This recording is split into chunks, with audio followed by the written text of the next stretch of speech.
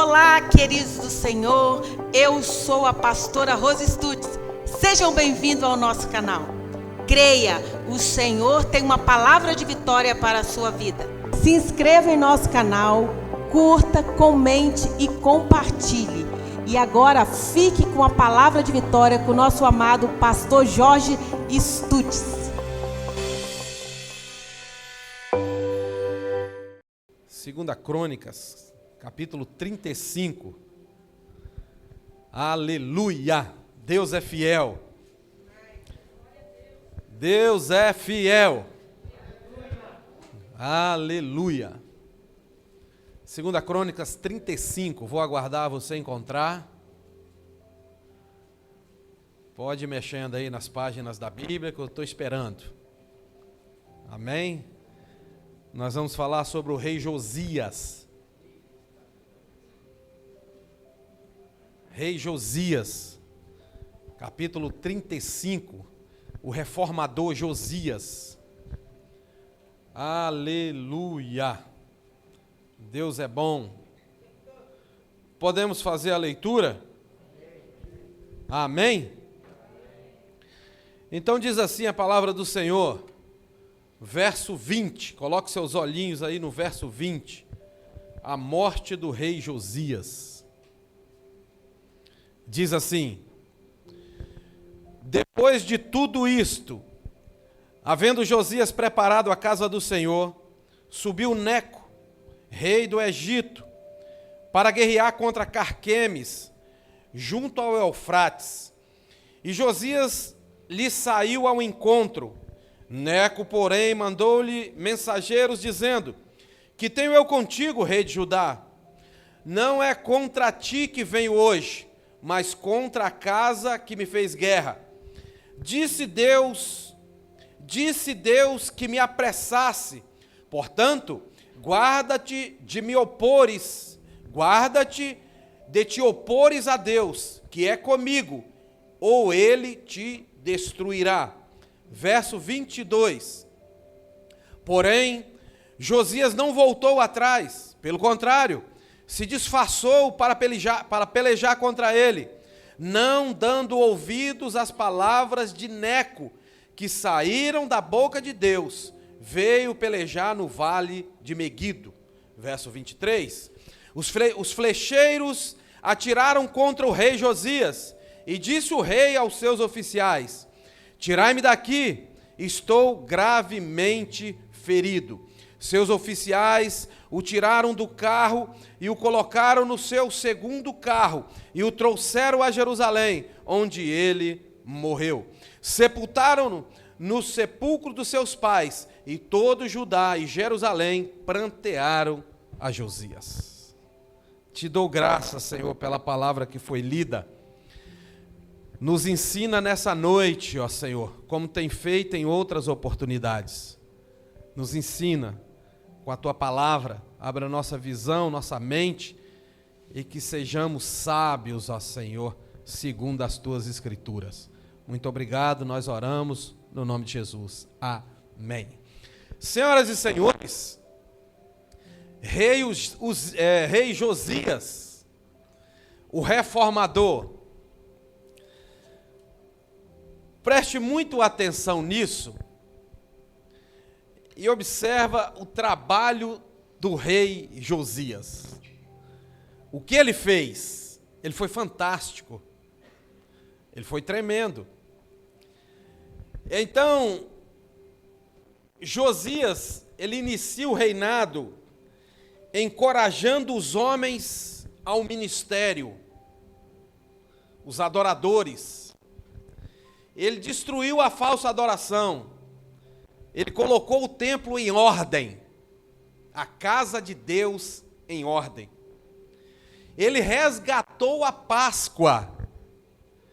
Isso é sobrenatural, festa importante para o povo judeu, que há anos não se havia festa de Páscoa. Ele resgatou a Páscoa. O capítulo 35, no verso 18, diz assim: Nunca se celebrará em Israel uma Páscoa como essa, desde os dias do profeta Samuel. Nenhum dos reis de Israel celebraram tal Páscoa como aqui celebrou Josias. Olha como isso é sobrenatural. Em primeiro lugar, eu quero que você entenda o significado das reformas do rei Josias.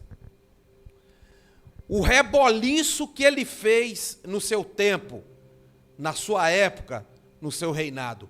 O quanto ele foi usado por Deus. O quanto ele foi importante. O quanto ele foi guerreiro. O que Josias fez foi sobrenatural. O resgate da Páscoa mexeu com o povo judeu, pois ele estava lá.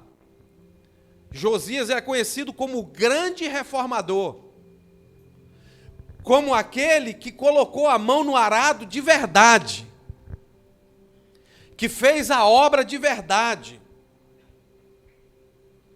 Não é aquele que serviu a Deus com preguiça, que serviu a Deus de qualquer maneira. Josias foi importante para Deus, como nós somos importantes para Deus. A forma como que Josias serviu a Deus foi uma forma de excelência, servir a Deus com excelência, porque tem cristão de todos os modelos, de todas as formas, entende? Tem um cristão preguiçoso, tem um cristão ativo, tem um cristão rebelde, tem um desobediente, tem um soberbo, tem um infiel, tem cristão de tudo quanto é jeito, mas tem um cristão de verdade, que serve a Deus com excelência. Então, diversos tipos de cristão. Tem gente que serve a Deus da forma que ele quer, não da maneira que a Bíblia nos ensina. Então, tem cristão de qualquer jeito e qualquer maneira. Pessoas que servem a Deus da maneira que ele achar melhor. Então, Josias foi muito importante para Deus porque fazia a obra com excelência. Colocava a mão no arado mesmo. Foi importante para Deus. Quando eu digo que Josias foi importante para Deus, eu lembro de um texto da Bíblia que Jesus precisou mudar a geografia, precisou passar por um outro caminho, dar uma volta gigante para encontrar-se com dois homens, Zaqueu e Bartimeu. Olha o nível desses dois homens. Jesus mudou a geografia para encontrar com esses dois homens. Você não acha isso tremendo? Mudaram a rota, caminhar muito mais para se encontrar com Bartimeu, cego miserável na beira de um caminho, para se encontrar com Zaqueu, publicano, cobrador de impostos, ladrão. Jesus era tremendo e é tremendo. Aí eu fico analisando o seguinte: quantas voltas Jesus já deu para te dar livramento, para te encontrar? Para pensar isso. Eu digo a você com experiência, porque eu sei quantas voltas já foi necessário Jesus dar para se encontrar comigo e me dar o livramento. E aí, pensa você aí, quantas vezes ele fez isso para te livrar? Por quê? Porque você é importante para ele. Nós não podemos ser ignorantes em relação a isso. Os nossos olhos têm que estar atentos às coisas espirituais. Entendeu? Nós estamos passando aqui. As terrenas nós organizamos. Nós somos senhor sobre as coisas terrenas. Não as coisas terrenas reinar sobre nós. O que reina sobre nós é o reino do Altíssimo. O reino do Messias. O reino que dura para sempre. Agora as coisas terrenas nós somos senhor sobre elas. Você tem que ser senhor sobre o seu dinheiro, senão ele toma conta de você.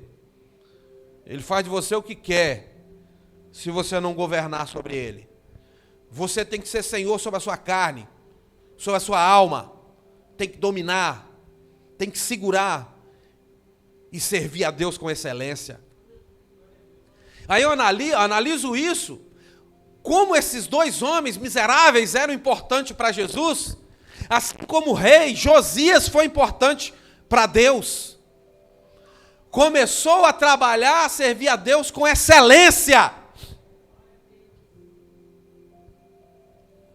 E aí o texto que agora acabamos de ler, se você ler 2 Crônicas 35 até o verso 19, você vai ver um bocado de coisa que Josias fez. E agora chegamos no 20. Ó, você vê como é que a coisa muda. Quando chegamos no 20, está escrito: depois de tudo isto o quê? Os feitos do rei Josias. Olha, você que não entendeu a leitura, preste atenção aqui. Depois de tudo isto, havendo Josias já preparado o templo, ó, inserido, envolvido na obra do Altíssimo.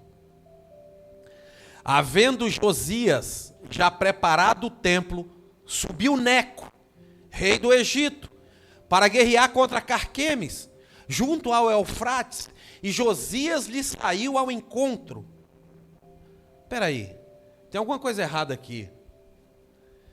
Então, ele lhe mandou mensageiros dizendo: que tenho contigo, rei de Judá. Espera aí. Neco, rei do Egito, saiu para guerrear contra Carquemes, junto ao Eufrates. E Josias lhe saiu ao encontro. Então ele lhe mandou mensageiros dizendo: que tenho contigo, Josias, rei Josias. Não é contra ti que venho hoje, mas contra a casa que me fez guerra. E disse Deus que me apressasse: guarda-te de te opores a Deus, porque Deus é comigo, para que ele não te destrua. Tem alguma coisa errada aqui? Você não encontrou, não? Você não encontrou nada errado aqui, não? Pois tem. E eu vou te mostrar onde é que está o erro aqui. Está aqui, ó. Saiu Neco para guerrear contra Carquemes, e Josias lhe saiu ao encontro. Espera aí. Neco saiu para guerrear contra Carquemes ou contra Josias? E por que é que Josias está entrando na frente? Tem alguma coisa errada aqui, gente? Você lê a história de Josias, você vai ver que nessa guerra ele morre. E a pergunta que não quieta, que não quer parar, é a seguinte: como é que um homem tão importante como esse morreu tão novo? Como? Ele morreu nessa guerra. Como é que alguém infiltrado na obra de Deus, trabalhando com zelo, pode errar numa infantilidade como essa? Olha aqui, Neco saiu para guerrear contra uma outra pessoa. Pois Josias, eu imagino, conjecturando, eu imagino que ele saiu no palácio, na janela do palácio, e viu Neco se aproximando, desceu e pensou: espera aí, hoje eu quero guerrear, não estou fazendo nada mesmo?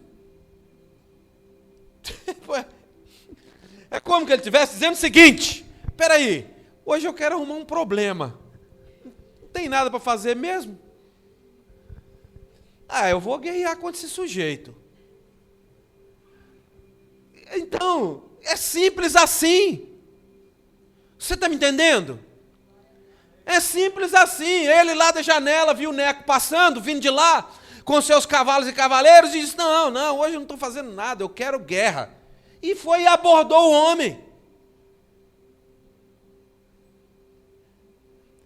E agora, Neco diz a ele: espera aí, eu não tenho nada contigo. Sai da minha frente, eu não venho fazer guerra contra você. Deus me disse que me apressasse. Não se opõe a Deus, porque Ele é comigo, Ele vai te destruir. Olha o que está acontecendo aqui, gente, senhoras e senhores. O problema não é com ele. A guerra não é com ele. Mas ele acha pouco as labutas da vida dele e desce do palácio e diz: não, hoje eu quero guerrear. Como é que uma pessoa, um rei, alguém tão importante para Deus e para o reino morre assim? Por que pessoas grandes assim, como esse homem, morrem dessa maneira? Eu vou te falar alguns porquês. Número 1, sabe por quê? Por que que gente como Josias morre dessa maneira? Porque Deus não entra em guerra que Ele não te autorizou a entrar.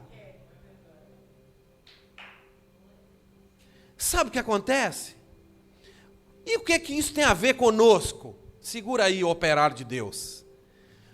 O que isso tem a ver conosco? Tem a ver é que muitas vezes nós entramos em problemas que não tem nada a ver conosco. A guerra é de outro, o problema é de outro. Mas nós queremos nos meter onde nós não somos chamados. Sabe o que está dizendo aí? O que eu aprendo aqui? É que muitas vezes nós queremos se meter em problema dos outros e na vida dos outros.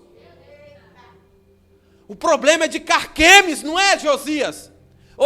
Tem problema que não é seu. Mas você dá um jeitinho lá para entrar nele. Você dá um jeitinho para entrar naquela guerra. E por que é que Josias morreu? Porque Deus não entra em guerra que Ele não te autorizou a entrar. Situações da tua vida que Deus falou, não faça, e você teimoso, fez. E aí você está numa guerra absurda, tremenda, terrível, e Deus deixa você se virar.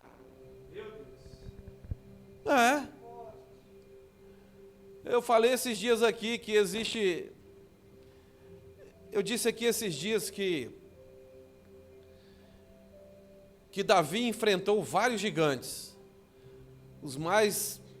Os que se destacam na vida de Davi foi Golias e um outro gigante que se chamou Betseba. 2 gigantes na vida de Davi. Então, são 2 tipos de gigantes, são diferentes um do outro. Então, perceba isso. Existem gigantes que surgem na tua vida, como Golias surgiu na vida de Davi. Deus te dá a ferramenta para você derrubar esse gigante. Agora tem gigantes que você mesmo constrói, você mesmo levanta, aí Deus deixa você se virar para resolver. O caso de Betseba, foi Davi que construiu ela. Agora o gigante Golias, Deus é o responsável. Gigantes que surgem na tua vida, Deus é responsável para vencer essa guerra para você. Agora, se você entra em guerra, que você nem é chamado, que não tem nada a ver contigo, de se meter em vida dos outros, de se meter em problema dos outros, dá problema, e problema sério, grave. O guerreiro está passando, está indo embora, e Josias entra na frente, depois de tudo isso, depois das reformas, depois de se consagrar, depois de fazer o que é reto aos olhos do Senhor, depois de caminhar firme, depois de restaurar a adoração, depois de colocar a casa em ordem, depois disso tudo, ele arrumou um problema. Sabe o que é que eu aprendo aqui? É fácil sair do correto para o errado. O que é mais complicado é sair daquilo que é errado e enveredar na linha da justiça. Aí é mais difícil, porque aí você vai precisar de determinação, de força, de santidade e de amigos, e de uma igreja que te sustenta e te coloca na rota. Agora, para sair daquilo que é certo e ir para o erro, tem um monte aí. E isso aqui gosta mais daquilo que é errado do que aquilo que é correto. Isso. Mas a lei que está aqui dentro, a glória, o favor, a presença de Deus, luta contra isso que é carne. Como pode tão direitinho e de uma hora para outra morrer, perder a vida? De uma causa que não tem nada a ver com ele? Pode analisar, botar a mão na cabeça, que você vai lembrar de situações que você entrou, que não tinha nada a ver contigo, e você pagou preço alto. Por que pagou? Porque Deus deixa você se virar. Então o caso é esse. Ele mandou mensageiros dizendo: que tenho contigo, rei de Judá. Não é contra ti que venho hoje, mas contra a casa que me faz guerra. E disse Deus que eu me apressasse. Guarda-te de opores a Deus, que é comigo, para que ele não te destrua. Vem cá, nós estamos falando de Neco. Neco é ímpio, mas estava debaixo de uma direção de Deus. E alguém está perguntando: Deus conduzindo um ímpio? Deus chama Ciro de meu servo, Ciro ímpio. Como é que Deus está usando Neco ímpio? Sabe por quê? Um dos motivos é que tem gente ímpio que tem postura melhor do que crente. Tem gente lá fora ainda perdida, na droga, na cachaça, na prostituição, na mentira, na safadeza, no tráfico, gente perdida lá, mas que a glória ainda vai alcançar essa pessoa, e o interior dessa pessoa é alguém que vai fazer as coisas corretas para Deus. Tem gente lá fora que tem postura melhor do que alguém que está aqui dentro. Aí, Neco dizendo, é Deus que está me usando. Aí Josias, o reformador, experiência com Deus, venha cá comigo. Será que Josias não debochou dele? Não, Deus está te usando? Olha, ele está dizendo aqui, Deus me disse para que eu me apressasse. Não te opõe a Deus, Ele é comigo. Será que Josias não... Porque a fama de Neco é conhecida. E Josias no interior, isso é um ímpio, miserável, dizendo que Deus está usando. A verdade é que, se você me opor, ele está dizendo, pode acontecer de Deus te destruir. Passa. Verso 22, porém Josias não virou dele o seu rosto. Verso 22, na minha versão, diz assim, porém Josias não voltou atrás. Então, olha o que está acontecendo. A pergunta do começo é, por que um homem como esse morre tão novo e dessa maneira? Eu falei o número 1, porque Deus não entra em guerra aqui, Ele não autorizou você a entrar. Número 2, por quê? Por que homens assim morrem tão cedo? Porque não ouve a palavra de Deus. Olha aqui para mim, não ouve a palavra de Deus. Por que pessoas são ceifadas aí muito novo? Não ouve a palavra de Deus. Tiveram oportunidade, tiveram na igreja, tiveram no culto, tiveram na célula, tiveram no encontrão. O pai deu um conselho, a mãe deu um conselho, o amigo falou. Alguém falou, não ouve a palavra de Deus. Aleluia! Segura aí. Não ouve a palavra de Deus. Então ouça isso. Olha aqui. Neco dizendo, não se opõe a mim. Eu estou debaixo de uma direção divina. E se você se opõe a mim, Deus vai te destruir. Por que é que Josias morreu? Não ouviu a palavra de Deus.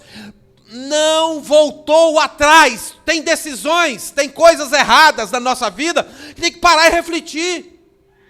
E se for necessário voltar, qual é o problema nisso? Qual é a dificuldade nisso? Ele não podia muito bem se humilhar e voltar. Não ouviu a palavra de Deus. Porém, Josias não voltou atrás. Antes se disfarçou para pelejar contra Neco. E não deu ouvidos às palavras de Neco, que saíram da boca de Deus. Olha aí. Olha isso. Porém, Josias não voltou atrás, antes se disfarçou. Deixa eu falar para você algo muito importante. Dobre a sua atenção. Ninguém pode servir a Deus disfarçado. Vou repetir isso. Ninguém pode servir a Deus disfarçado. Você pode se pintar do que você quiser, mas de fato Deus sabe quem você é. Você pode se maquiar do que você quiser, mas de fato Deus sabe, aleluia, quem você é. Então a questão é, escute isso, a questão é, não dá para servir a Deus disfarçado. Ao invés de ouvir a palavra de Deus, se disfarçou para pelejar contra ele. Não podemos servir a Deus disfarçado.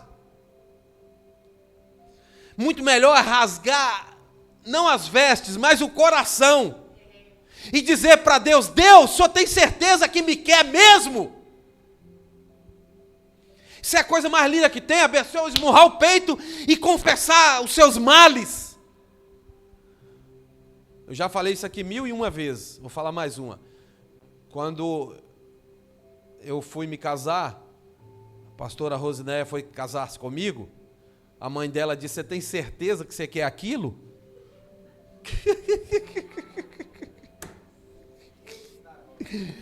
Sabe por quê? Oh, aleluia! Porque eu, com todos os meus erros, eu nunca menti para ela, e nem para a sogra. E eu falava: eu sou isso. Por isso que a sogra, a mãe dela falou: você tem certeza que você quer aquilo? Ela: tenho. Então, mas era uma guerra que ela estava entrando debaixo da direção de Deus. Porque anos depois teve fruto. Entendeu? Então é mais bonito você não rasgar as vestes, mas o coração, e dizer: Deus, o Senhor tem certeza que o Senhor me quer? Eu faço isso, eu sou isso, eu confesso a Ti, Senhor, e quero mudança. Quando você fala assim, o céu se abre. Agora, servir disfarçado, Deus não aceita. Não ouviu a palavra de Deus, ao invés disso se disfarçou para pelejar. Não dá ouvido à palavra de Deus. Há quanto tempo pregamos? Há quanto tempo você ouve a mensagem? Falta uma posição. Falta uma postura.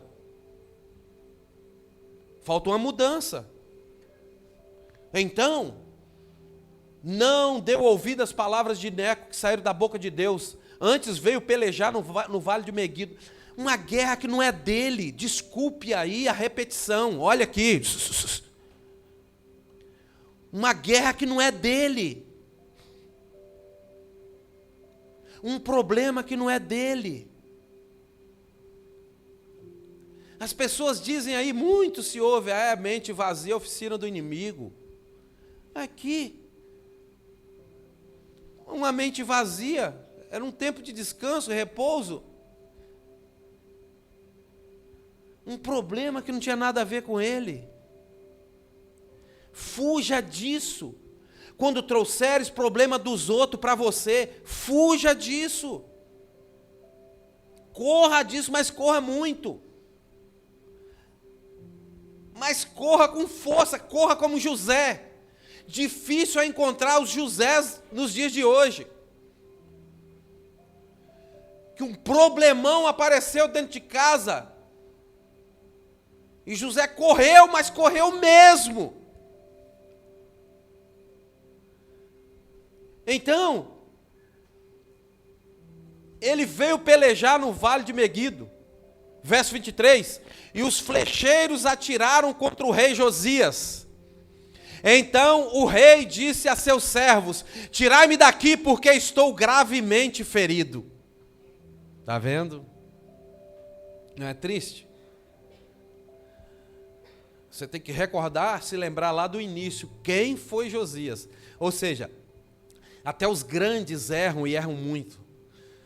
Qual é o caminho, a receita? É aprendermos com os erros deles. Por isso que Deus não tirou das escrituras os erros desses homens. Os erros de Davi, de Salomão e de tantos outros. Está lá, exposto. Vergonha exposta. Está lá, para eu e você ler e dizer o seguinte: isso aqui eu não quero fazer. Aí você encontra o outro: esse aqui eu também não quero fazer. Isso aqui não é para mim, isso aqui eu não aceito, isso aqui eu não quero na minha casa, isso aqui eu não quero na minha vida. Aí quando você se depara, quando eles estão fazendo as coisas que é reto aos olhos do Senhor, e Deus se agrada, aí você diz: isso aqui eu quero fazer, isso aqui eu preciso fazer, e as coisas fluem. Os flecheiros atiraram contra o rei Josias, de um problema que nem era dele. Perdeu a vida. O rei disse aos seus servos: tirai-me daqui, porque estou gravemente ferido. Paz. E seus servos o tiraram do carro e o levaram no segundo carro que tinha, e o trouxeram a Jerusalém, e morreu. E o sepultaram nos sepulcros de seus pais. E todo Judá e Jerusalém prantearam a Josias. Que coisa triste. Que coisa triste. Volta aí o versículo. Isso aqui me preocupa, ó. Os flecheiros atiraram contra o rei. Os flecheiros atiraram. Eu tenho medo disso porque tem flechas que estão em nossa direção. Reino espiritual. Tem flechas que estão em nossa direção. E o que nos dá capacidade, condições, valentia para jogar essas flechas que estão em nossa direção, o que nos dá condições de vencer essas flechas, são as armaduras do Eterno na nossa vida. As armaduras te dão condições de vencer essas flechas. Os flecheiros, eles continuam atirando. Eles não pararam. Eles não pararam. Talvez em alguma fase da tua vida você paralisou, falhou, errou, porque foi atingido por uma flecha. Foi atingido por algo. As flechas estão voando. O que nos faz vencer essas flechas são as armaduras de Deus na nossa vida. Elas nos fazem vencer essas flechas. Então, disfarçado não dá para servir a Deus. Não podemos servir a Deus com disfarce. Porque no seu íntimo Ele conhece muito bem quem você é. Por isso que nunca é bom você se preocupar com o que pensam, o que falam de você. É claro que você tem que manter o teu testemunho e a tua postura e a tua vida cristã. Mas você não deve preocupar com o que pensam, com o que falam, porque o Eterno te conhece. E a nossa fama não para aqui. Na rua, eles falam ou bem ou mal, mas falam. As flechas estão voando. Na rua, no bairro, na vizinhança, ou bem ou mal, mas eles falam. E quando falam bem de mim, eu atribuo a Deus. É Ele e nunca eu. É Ele. E quando eu falo mal, eu analiso para ver se tem área que eu preciso melhorar. E é assim que você tem que fazer. Não fica perturbado, até mesmo endemoniado ou desviado, porque ouviu que alguém falou de você. A sabedoria é um princípio. Lá no começo, Deus disse que daria sabedoria a quem pedisse. É uma questão de sabedoria. As flechas estão voando, os flecheiros estão na atividade. Mas a armadura do Eterno precisa estar aqui. Para você caminhar firme a tua jornada. Porque não vai ser agora, mas no tempo de Deus, a tua casa te espera o teu retorno. A tua casa te aguarda. Enquanto isso, as flechas estão voando. Serve a Deus com excelência, não com disfarce. Serve a Deus com ousadia, com alegria. Servi ao Senhor com alegria e apresentai-vos a Ele, se apresentai-vos a Ele com cânticos.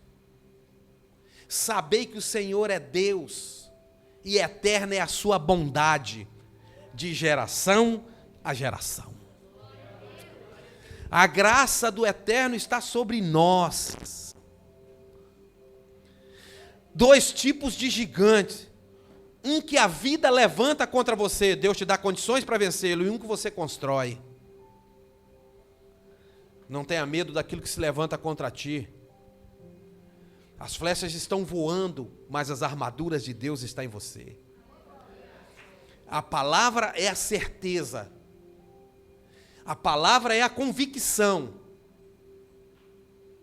Ela é a certeza absoluta de que o meu Deus me guarda e Ele tem o melhor para você. Se Josias se aquieta e ouve a mensagem de Deus, ele reinava muito mais. E o povo não chorava a morte dele. E quantas pessoas nós fazemos chorar aí pelos cantos? Nós provocamos risos de alegria ou nós provocamos lágrimas nos outros? O que é que nós geramos nas pessoas, na família, nos amigos? Choro, tristeza, luto ou alegria? Aí você tem que rever. Porque ele poderia reinar muito mais. Ele abreviou a vida dele. Será que ele entrou numa depressão e disse, hoje eu quero morrer? E fez guerra e morreu? Porque a gente fica pensando, meu Deus, a pessoa está vendo que isso não vai dar certo. A gente vê histórias assim de pessoas caminhando num caminho que sabe que não vai dar certo. Mas não muda, não vai dar certo. Olha o caso de Josias, isso nunca daria certo, mas ele insiste e faz o povo chorar.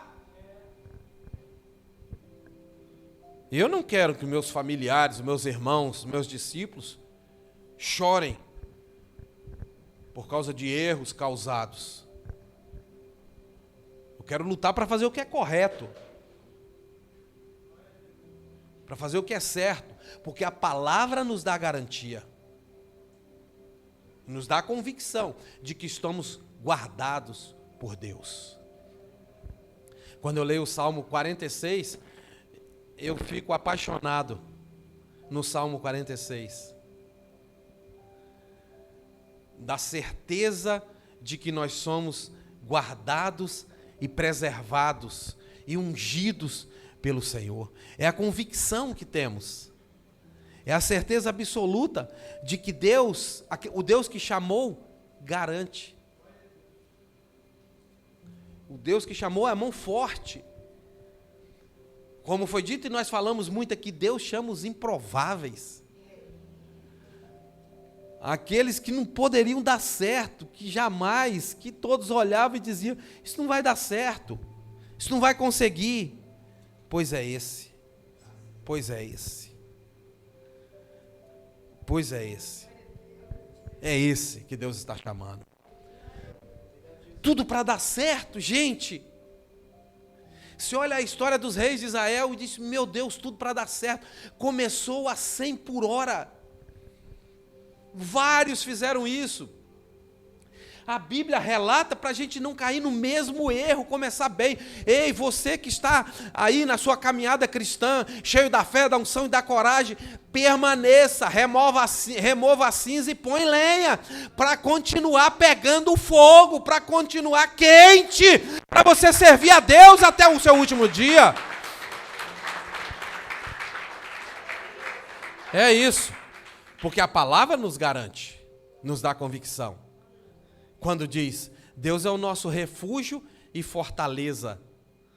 Olha, a fortaleza é algo intransponível quando nós falamos de Deus.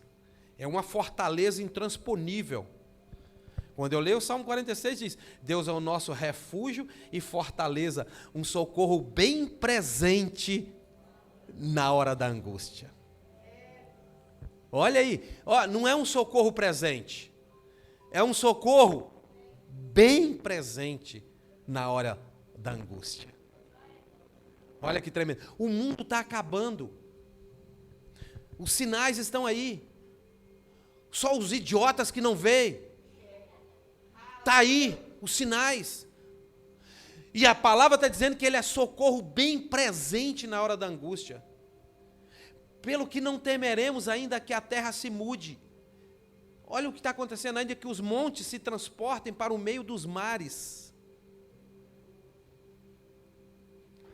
Olha a convicção. Ainda que os montes se transportem para o meio dos mares.